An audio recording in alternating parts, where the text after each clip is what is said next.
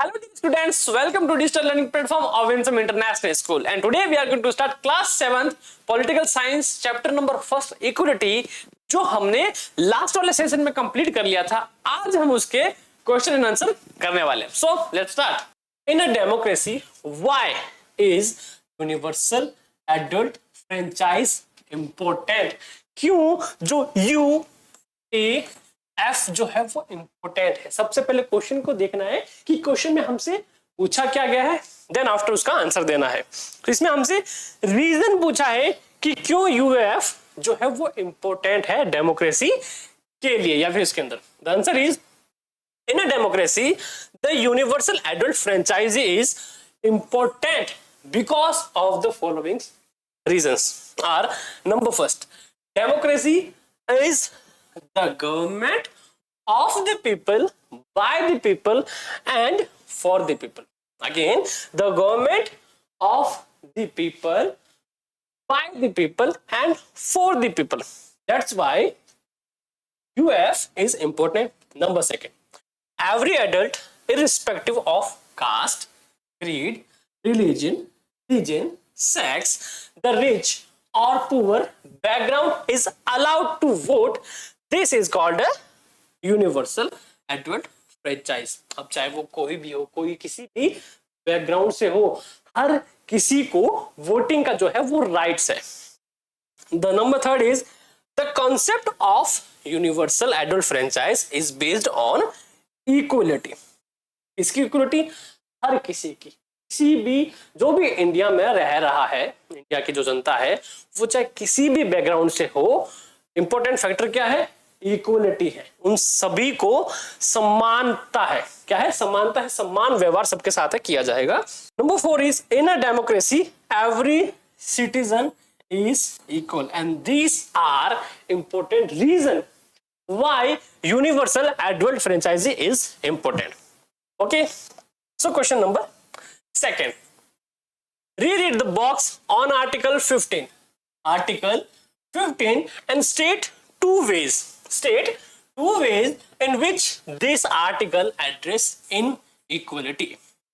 Answer: this article address inequality in terms of access to shop, public restaurants, hotels and places of public entertainment, or B, the use of wells, tanks, bathing ghat, road and places of public resort maintained wholly or partially out of state funds or dedicated to use of the general public.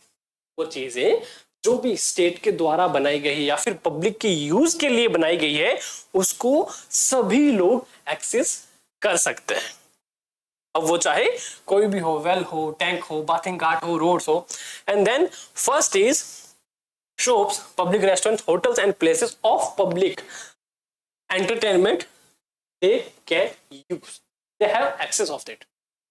So question number 3, what do you understand by the term all persons are equal before the law? Why do you think it is important in democracy? कि एक term है सभी लोग जो है वो in front of law. अब ये जो टर्म है वो कितनी इंपॉर्टेंट है?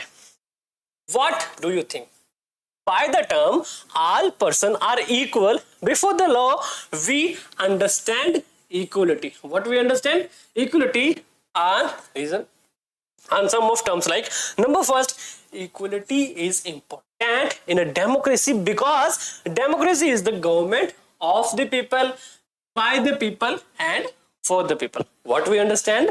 We understand that equality is important in a democracy because democracy is the government of the people, by the people and for the people. Number second, equality is the essence of democracy. What is that? It is essence of democracy. Democracy का बहुत सुंदर सा essence है, खुशबू आती है democracy की, इससे equality से। And then third, if people are discriminated against on the basis of caste, creed, religion, sex, prosperity, etc., democracy will not survive. Otherwise that is discriminate, किसी को भी परेशान करना, टॉर्चर करना या फिर डिस्क्रिमिनेट करना against caste, creed, religion, sex and prosperity are democracy, then democracy will not survive. It means कि वो डेमोक्रेसी नहीं है, वहां डेमोक्रेसी बिल्कुल भी नहीं है. That we understand. Question 5, a little bit long. The government of India passed the Disabilities Act in 1995. This law states that person with disabilities have equal rights and that the government should make possible their full participation in society, and the government has to provide free education. What have to provide? Free education and integrated children with disabilities into mainstream schools. This law also states that all public places, including building, schools, etc., should be accessible and provided with ramps so they can easily go through. Look at the photographs and think about the boy who is being carried down the stairs. Do you think the above law is being implemented in this case? What needs to be done to make the building accessible for him? How would his being carried down the stairs affected dignity as well as his safety? Yeah, it is. हमारे पास एक photo दे रखा है. अब एक पूछा गया कि 1995 में एक लॉ आया था अगेंस्ट डिसेबिलिटी के, कि जितने भी बच्चे हैं जो डिसेबल है उसको सोसाइटी में इक्वल राइट्स हो, और ऐसे नॉर्मल स्कूल में, ऐसे मेन स्ट्रीम जो स्कूल्स है उनमें भी उनका एडमिशन लिया जाए ताकि वो एक नॉर्मल स्टूडेंट की तरह पढ़ाई कर सके और उसकी जो डिग्निटी है, उसकी जो फीलिंग है वो हर्ट ना हो. बट हमारे पास एक पिक्चर है जिसमें दिखाया गया है एक डिसेबल स्टूडेंट है, उसको कुछ स्टूडेंट उठा के नीचे की तरफ ला रहे हैं बिकॉज यहाँ रैंप्स नहीं है. तो हमसे पूछा गया है how will his being carried down the stairs affect his dignity as well as his safety. ये उसकी डिग्निटी को हर्ट भी करता है एंड देन उसकी सेफ्टी पे भी क्वेश्चन मार्क आ जाता है. So answer is the boy in the photograph is disabled. As per the law this building should have been accessible for him. Yeah, they should have ramp, but we see the law is not being implemented in his case. उस case में क्या है, law जो है वो implement नहीं हुआ. उनके पास रैंप होना चाहिए था, वो नहीं है. He is being carried down by security personnel. So states this building does not provide ramps. The boy's dignity overlooked, and he may morally feel inferior. The way he carried down the stairs may prove dangerous. Law should take this case to the court. और जो हमारा कानून है उस कानून को, इस case को कोर्ट तक ले जाना चाहिए. किसके लिए? तो स्टूडेंट है उसकी डिग्निटी हर्ट ना हो और उसकी सेफ्टी के लिए. क्योंकि 1995 का जो लॉ है वो क्या कहता है कि ऑल स्टूडेंट्स आर इक्वल, चाहे वो डिसेबल हो चाहे वो नॉर्मल हो, both are equal in a school और इन एनी सोसाइटी. सो जब इसके लिए पूरा लॉ है सोसाइटी में फ्रीली रहने का, तो क्यों इसकी डिग्निटी को हर्ट किया जाए? सो उस स्कूल में, इस वाले स्कूल में रैंप होना चाहिए था जिससे ये प्रॉपरली खुद by himself he can go through. But ऐसा नहीं है और इन लोगों ने इनको उठाया तो उसकी डिग्निटी हर्ट हुई कि मुझे उठा के ले जाना पड़ रहा है. हर्ट होता है बिल्कुल. Right and note on equality in Indian democracy. सिर्फ एक छोटा सा नोट लिखना है, पूरी स्टोरी नहीं लिखनी है. The Indian constitution recognises all person as equal. जो इंडियन कॉन्स्टिट्यूशन है, जो संविधान है, उसके अंदर सभी जो पर्सन है, जितने भी लोग हैं रहते हैं इसके अंदर, वो सारे क्या है? इक्वल है.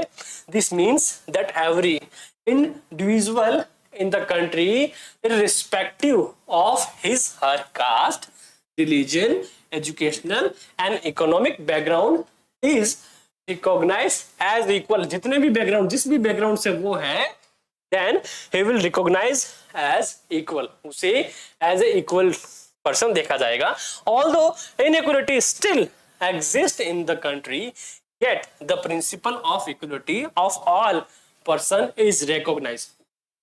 यहां तक देखा जाता है कि हो सकता है कहीं कुछ ऐसे केस हो जहां अभी भी जो इनइक्वालिटी है वो एग्जिस्ट करती है, बट अकॉर्डिंग टू गवर्नमेंट ये सबके लिए रिकॉग्नाइज किया गया है कि क्या हो, सभी जो है वो इक्वल है। While earlier no law existed to protect people from discrimination and ill treatment, now there are several that work to see that people are treated with dignity। पहले इसके अगेंस्ट कोई ऐसा लॉ नहीं था कि अगर आप किसी पर्सन की डिग्निटी को हर्ट कर रहे हैं, किसी को सोशली या फिर मेंटली टॉर्चर कर रहे हैं, तो उसके अगेंस्ट कोई एक्शन नहीं लिया जाता था। बट अब जब पूरा ये लॉ आ चुका है, पूरा कॉन्स्टिट्यूशन में एक लॉ आ चुका है, उसके अगेंस्ट क्या सभी जो है वो एज ए इक्वल रिकॉग्नाइज होंगे। एंड देन कोई भी किसी की डिग्निटी को हर्ट करता है, सोशली उसको टॉर्चर या फिर मेंटली उसको परेशान करता है, then he can took against him, है ना, टुक एक्शन अगेंस्ट हिम, उसके खिलाफ कोई भी एक्शन लिया जा सकता है। और वो कौन लेगा? वो लेगा हमारा कानून, law. Question number 7, write a brief note on the civil rights act of 1964। Date आपको याद रखनी है और ये जो राइट है वो भी आपको याद रखना, it's important. Civil right act of 1964, it says the civil right act was passed in the year 1964 as we saw in question. The act prohibited discrimination on the basis of race, religion or national origin। कि कोई भी किसी के against जो discriminate करता है, race को, चाहे रिलीजन हो, कोई नेशनल ओरिजिन हो, उसको क्या किया? प्रोहिबिटेड किया गया, पूरी तरह से बैन कर दिया कि कोई भी किसी की डिग्निटी को हर्ट नहीं कर सकता। It also stated that all school would be open to African American children। कौन सा है? African American children, and that they would no longer have to attend separate schools specially set up for them। क्या हुआ था जब African American, जब ये चल रहा था पूरा मामला, अब अफ्रीकन कौन थे? जैसा कि मैंने आपको चैप्टर में बताया कि अफ्रीका से जो पुराने लेबर आए थे, जो दास आए थे, उनको पहले वहां अमेरिका में काम करवाया जाता, बंधुआ मजदूरी जिसको कहते हैं, बिना किसी पैसे के। देन वो जो लोग थे फिर वो वहीं रहने लगे, एंड देन जैसे जैसे टाइम स्पेंड हुआ उन्होंने अपनी फैमिलीज वहीं क्या कर ली? बना ली। उसके बाद आता है कि उनके अगेंस्ट ऐसा कोई लॉ नहीं बना था पहले जो दोनों को, यानी अमेरिकन और अफ्रीकन अमेरिकन दोनों को इक्वल समझे। तो उनके अगेंस्ट बहुत ज्यादा डिस्क्रिमिनेशन है जो होता था, उनको अपने अलग स्कूल में जाना पड़ता था, वो उस लेवल की एजुकेशन नहीं ले पाते थे। कौन? जो अफ्रीकन अमेरिकन थे वो। देन जो सबसे फर्स्ट जो एक हम कहते हैं बस्ट हुआ था या फिर रेवोल्यूशन हुआ था एक तरह से, वो क्या था? रोजा पार्क्स ने। किसने किया था? रोजा पार्क्स का एक सिंगल डिसीजन पूरे के पूरे अफ्रीकन अमेरिकन लोगों को क्या दिला देता है? एक इंडिपेंडेंट जो स्टेट है, जो इक्वलिटी है, वो दिला देता है। तो उसके बाद हुआ था, however majority of African Americans continue to be among the poorest in the country। और सबसे ज्यादा गरीब जो थे वो यही थे, क्योंकि काम करने के भी जो राइट्स थे वो नहीं थे। तो बेसिकली इनके स्कूल्स है, काम की जगह, वो सब अलग होता गया। और धीरे धीरे जब इनके अगेंस्ट लॉ बने इसके, इनके लिए जब सबको एज ए इक्वल रिकॉग्नाइज किया गया, देन दोनों के लिए क्या हो गया? इजी हो गया कि एक ही लेवल की जो एजुकेशन है वो ले सकते थे और हर जगह कोई भी काम कर सकता था। Question number 8, what are the provisions made in the constitution for the recognition of equality? कौन कौन से जो प्रोविजन है वो बने थे कॉन्स्टिट्यूशन में रिकॉग्नाइज करने के लिए? किसको? इक्वलिटी को। The provisions made in the constitution for the recognition of equality are as follows. Number first, every person is equal before the law। What this means is that every person from the president to a domestic worker like Kanta. अब ये कांता कौन थी? कांता एक domestic worker थी जो अपनी family का पालन पोषण करने के लिए घरों में काम करती थी, है ना। तो कहा गया है एवरी पर्सन, अब चाहे वो इंडिया का प्रेसिडेंट हो, सबसे बड़ा या फिर सबसे छोटा economically domestic worker, has to obey the same law, सभी को एक जैसा जो लॉ है वो फॉलो करना पड़ेगा। अगर हमारे प्रेसिडेंट कोई ऐसा काम कर देते हैं जो लॉ के अगेंस्ट है तो उनके खिलाफ भी एक्शन जो है वो लिया जाएगा, और कांता भी वही करते तो उनके खिलाफ भी वो सेम एक्शन लिया जाएगा। दोनों को कोई स्पेशल परमिशन नहीं है। Number second, no person can be discriminated against on the basis of their religion, caste, race, place of birth और वेदर दे आर मेल और फीमेल। किसी के अगेंस्ट भी डिस्क्रिमिनेट आप नहीं कर सकते, चाहे उनका रिलीजन हो, कास्ट हो, रेस, पीपल ऑफ बर्थ हो या फिर वेदर दे आर मेल और female, all are have equal rights. Third, every person has access to all public places including playgrounds, hotel, shops and markets. All person can use publicly available wells, roads and bathing guards. Number 4, untouchability has been abolished. जो छुआछूत है वो पूरी तरह ban कर दिया गया है। आप किसी के साथ ऐसा डिस्क्रिमिनेट अगर करते हो तो आपको जेल हो सकती है और साथ ही साथ एक बड़ा फाइन जो है वो आपसे लिया जाएगा। तो ये कुछ रूल्स हैं, द प्रोविजंस हैं the constitution for the recognition of equality. Equality को क्या करते हैं? रिकॉग्नाइज करते हैं। These are some rules. Question number 9, how can you say that establishment of equality in society is a continuous struggle? कैसे कह सकते हैं कि जो एक सोसाइटी के अंदर एक इक्वलिटी पूरा का पूरा फैला पाना, स्प्रेड कर पाना या फिर लोगों को इसके लिए समझा पाना और हर किसी को एज ए इक्वल रिकॉग्नाइज करना, एक्चुअल में करना, कितना स्ट्रगल हो सकता है इसके अंदर। In spite of several of efforts made by the government, inequalities still exist in our society. इतना एफर्ट करने के बाद भी हम ये पूरी तरह नहीं कह सकते कि जो इक्वलिटी है वो सब जगह है। बहुत सी ऐसी जगह है जहां इनइक्वलिटी लोग अभी भी करते हैं। Even today low caste people are being discriminated against and treated unequally. The reason behind it is that people refuse to think of them as equal even though the law requires it. लोगों को पता नहीं, वो refuse कर देते इस बात को मानने के लिए कि सभी क्या इक्वल है। बट अगर आप में से किसी के साथ में ऐसा कुछ हो रहा है कि आपकी डिग्निटी को हर्ट किया गया है तो आप फ्रीली कहीं भी कंप्लेन कर सकते हैं, बिल्कुल फ्रीली कर सकते हैं। और जिनके साथ डिस्क्रिमिनेशन हुआ है उनके अगेंस्ट या फिर उनके फेवर में जो खुद टॉर्चर हुए हैं उनके फेवर में एक्शन लिया जाएगा, है ना। जो भी कल्प्रिट है उनको सजा दी जाएगी। This attitude of the people is so deeply rooted that it can not change all of the sudden, it will take a lot of time. कह सकते हैं कि एक पुरानी मान्यता के अनुसार अगर कहा जाए कि लोगों में ये भावना है कि सभी लोग इक्वल नहीं होते, वो बहुत टाइम से उनके जो ब्रेन में वो फीडेड है, ऑलरेडी फीड है, तो उनको इस चीज को इरेज करने में थोड़ा टाइम लगेगा।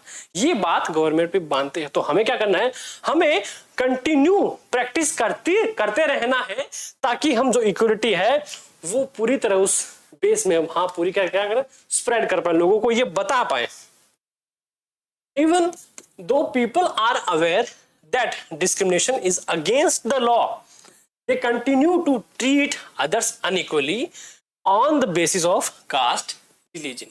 पता है उनको कि जो है वो सभी इक्वल हैं, बट उसके बावजूद भी जो कुछ लोग हैं वो अगेंस्ट उनके कास्ट और रिलीजन के उनको क्या करते हैं, डिस्क्रिमिनेट करते हैं। People are also discriminated against on the basis of economic status, disability and gender. Gender के नाम पे करते हैं, कोई डिसेबल है तो उनको भी क्या जाता है, और कोई इकोनॉमिकली वीकर है तो उसको भी डिस्क्रिमिनेट किया जाता है। Unless people believe that every person deserve to be treated equally and with dignity, the present attitude cannot be rooted out. Changing people's attitude is very slow process. is very slow process and hence stabilization of equality in society is a continuous struggle. कि लोगों के जो attitude को change कर पाना बहुत slow process है. जैसे हम कहते हैं कि जो इंडिया है वो इंडिपेंडेंट होने में काफी टाइम लगा, तो इसमें भी थोड़ा टाइम लगेगा, बट आने वाला जो टाइम है वो ऐसा होगा, ऐसा गोल्डन एरा होगा जब लोग ये बात एक्सेप्ट कर लेंगे कि ऑल पर्सन आर इक्वल, और सोसाइटी में सब कुछ ऐसे कहते हैं कि पूरा ड्रीम लैंड की तरह होगा कि जहां सब लोग सबकी बातें समझते हो. We hope for that. Question number 10. Describe the incident of day with Rosa Parks. What did the incident lead to? जो रोजा पार्क्स के साथ इंसिडेंट हुआ था बस वाला, जिसमें उसने सीट नहीं दी थी एक गोरे अंग्रेज को और बोला कि मैं तो नहीं हटूंगी यहाँ से, ये सीट मेरी है, मैं बैठ गई हूँ और मैं बहुत ज्यादा थकी हुई हूँ. इतना छोटा सा एक्शन लिया उन्होंने, बट उसका जो रिजल्ट था पूरे अफ्रीकन और अमेरिकन के लिए एक पूरा रेवोल्यूशन लेके आया. वो कैसे? रोजा parks was an Afro-American woman tired from a long day at work. She refused to give up her seat on a bus to a white man on December 1, 1955. Date है, आपको याद रखनी इंपॉर्टेंट है. और क्यों दिया था? क्योंकि पहले क्या होता था कि इनके लिए जब कोई राइट्स नहीं बने थे, कहा जाता था कि जितने भी अफ्रीकन है वो बस की लास्ट वाली सीट पे जाके बैठेंगे, चाहे फ्रंट सीट खाली हो फिर भी आपको लास्ट वाली सीट पे बैठना है. और रोजा पार्क्स की जो थी वो घुसते ही जो फ्रंट सीट थी वहां बैठ गई थी और वो बहुत ज्यादा थकी हुई थी, तो उन्होंने सीट देने से मना कर दिया, नहीं बैठूंगी. Her refusal started a huge agitation against the unequal ways in which Afro-Americans were treated. This came later on to be known as the Civil Rights Movement, CRM. यही था सिविल राइट मूवमेंट. किसके द्वारा किया गया? रोजा parks के द्वारा. Date क्या है? 1 दिसंबर 1995. सॉरी, 1 दिसंबर 1955. 1995 नहीं, 1955. Okay, so have to remember. This civil rights act on 1964 prohibited discrimination on the basis of race, religion और national. 1955 के उनके छोटे से रेवोल्यूशन ने 1964 में एक पूरा का पूरा एक लॉ है जो वो तैयार, एक एक्ट है जो तैयार हो गया था. It also stated that all school would be open to Afro-American children and that they would no longer have to attend separate school specially set up for them. जो उनके लिए अलग से स्कूल सेटअप किए गए थे अफ्रीकन के लिए जो अमेरिका में रहते थे, सॉरी. और वहां जो एजुकेशन क्वालिटी थी वो बहुत ज्यादा लो थी, क्योंकि अफ्रीकन से हैं, उनको व्हाइट जो लोग हैं वो तो पढ़ाएंगे नहीं, तो उन्हीं के खुद के टीचर होते थे जो लो एजुकेटेड बैकग्राउंड के होते थे. तो एजुकेशन जो है वो ऑटोमेटिकली लो बैकग्राउंड हो गया. देन जैसे ही एक्ट बना सबके लिए सारे स्कूल जो थे वो इजीली एक्सेसिबल हो गया. Despite this a majority of Afro-Americans continue to be among the poorest in the country. चलता रहा था. And most Afro-American children can only afford to attend government school that have fewer facilities and poorly qualified teachers in comparison to white students who either go to private schools or live in areas where the government schools are highly rated compared to private school. बहुत सारी जो school थी वो पहले access नहीं कर पा रहे थे, और उसी के अगेंस्ट जब ये लॉ बना था तो सबके लिए इजीली हो गया. अच्छे स्कूल्स, अच्छे अफोर्डिंग स्कूल्स उनके लिए थे. Question number 11, what is one of the main reason which is responsible for continuance of discrimination? कौन कौन से रीजन है जिसकी वजह से जो डिस्क्रिमिनेशन है वो अभी भी कंटिन्यूअसली चल रहा है? Then we have to write one of the main reason for the continuance of discrimination is that attitude change very slowly. Attitude change very slowly. किसी का भी एटीट्यूड चेंज करना बहुत धीरे चेंज होता है. एक में बात, एक स्टोरी है, शेर होता है ना, सर्कस में भी होता है, जंगल में भी होता है, बट शेर की अगर बात करें तो मैं किसी और मैनर में बात कर रहा हूँ, इस मैनर में नहीं कर। एटीट्यूड जो है वो चेंज स्लोली होता है। वो कैसे? देखो, जंगल के शेर को अगर सर्कस में लाया जाए तो वो पहले दिन उनकी बात नहीं मानता, उसको बहुत ज्यादा ट्रेनिंग दी जाती है, बहुत सालों की ट्रेनिंग दी जाती है, फिर वो जो है उस मास्टर की बात मानता है कि उसकी ट्रेनिंग वैसे हुई है। तो सर्कस का शेर जो है वो जंगल के शेर से बिल्कुल अलग होता है, तो उसको अपनी बात मनवाने के लिए थोड़ा टाइम और ट्रेनिंग दोनों देनी जरूरी है। इसीलिए कहा गया है attitude change very slowly. Number first, persons are aware that discrimination is against the law, still they continue to treat people unequally on the basis of their caste, religion, disability, and economic status and sex. It is only when people begin to believe that no one is inferior and that every person deserves to be treated with dignity that attitude change. और जब उस time बाद लोग समझने लग जाएंगे, या फिर लोगों को समझना होगा कि हर एक पर्सन की जो डिग्निटी है वो इंपॉर्टेंट है, हर सिंगल पर्सन जो रिस्पेक्ट है वो डिजर्व करता है as a equal. Stabilising equality in a democratic society is a continuous struggle. क्योंकि हमें नहीं पता, हम पूरी तरह से ये श्योर नहीं है कि जो इनइक्वलिटी है वो कंप्लीटली एबोलिश हो गई है, ऐसा नहीं है, हम नहीं कह सकते। बट ऐसा है कि जितनी जो रीच है समझदार लोगों की, जो समझते हैं इस बात को कि हर पर्सन की जो इक्वलिटी वो इंपॉर्टेंट है, जैसे ही वो बढ़ेगी, लोगों की जो थॉट्स है वो चेंज होगी, अपने आप तो ये डिस्क्रिमिनेशन है वो पूरी तरह एबॉलिश हो जाएगा। Persons as well as various communities in India contribute to removing inequality. बहुत सारे कम्युनिटीज लोग हैं वो प्रोग्राम चला रहे हैं, ऐसे ऑर्गेनाइजेशन है तो ये सारे काम करती है, लोगों को अवेयर करती है, उनको उनके राइट्स बताती हैं कि आप क्या कुछ नहीं कर सकते। और हर एक इंडियन को हर एक राइट पता होना चाहिए जो उनको मिला है।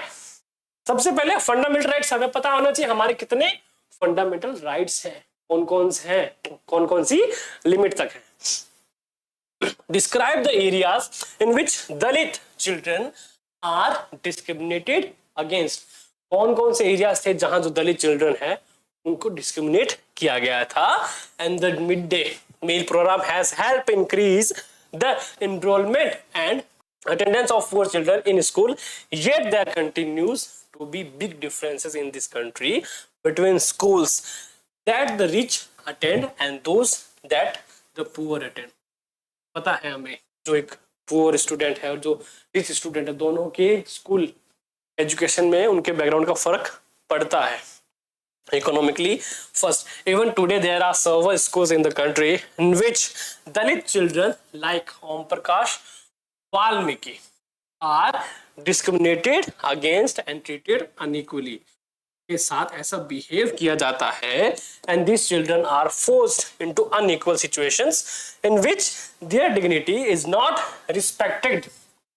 This is because people do not think them as equal even or equality. बहुत सारे लोग हैं जो अपनी थॉट्स को चेंज नहीं करते, टाइम लगता है उनको थोड़ा, वो अभी भी सोचते हैं कि ये क्या है, इक्वल नहीं है, जबकि उनको पता है कि राइट्स है ऐसे सभी को इक्वल है, बट फिर भी वो ऐसे उल्टे काम करते हैं। Question number 13. Describe the two ways in which government has tried to implement the equality. The two ways in which the government has tried to implement the equality that is guaranteed in Constitution are: number first, through laws and through government programs or schemes to help disadvantaged communities. There are several laws in India that protect every person's right to be treated equally. The government has also set up several schemes to improve the lives of communities and individuals who have been treated unequally for several centuries. The schemes ensure greater opportunity for the people who have not had this in the past. सबसे पहले जो scheme चलाई गई थी education के लिए वो था मिड डे मील, जिसमें जो गवर्नमेंट स्कूल्स थे उनमें खाना दिया जाता ताकि जो गरीब लोग हैं जो ना खाना खाने के लिए घर जाते थे उनको घर ना जाना पड़े और उनकी जो एजुकेशन है वो अफेक्टेड ना हो। ऐसे राइट टू एजुकेशन बहुत सारे प्रोग्राम चला गए जिससे प्राइवेट अच्छे स्कूल में जो एजुकेशन है वो फ्री ऑफ कॉस्ट, हर कोई बैकग्राउंड का पर्सन जो बहुत ज्यादा पुअर है वो भी उसी सेम स्कूल में पढ़ सकता है। राइट टू एजुकेशन आरटी जो होता है उसका आर्टिकल 21A में राइट टू एजुकेशन में था, जिसके तहत हर कोई जो स्टूडेंट है वो फ्रीली जो एजुकेशन है हायर स्कूल्स में, हायर पेड स्कूल में वहां ले सकता है, वहां पढ़ सकता है। और सबसे एक अच्छी बात है I want to say that कि कितने भी मूवी हो ना, हर एक मूवी में जो भी सबसे हार्डेस्ट रोल होता है वो हमेशा हीरो को दिया जाता है। तो अगर आप किसी विकट परिस्थिति से जा रहे हो, गुजर रहे हो, ऐसा फील कर रहे हो, तो ये मत समझना कि आप पे ही सबसे ज्यादा प्रेशर है। इट मीन्स कि हमेशा ये सोचो कि सबसे हार्डेस्ट जो रोल है वो हमेशा हीरो के लिए ही रखा जाता है। So that's all for today. Thank you so much for watching. Stay tune on Winsome digital learning platform. Thank you so much.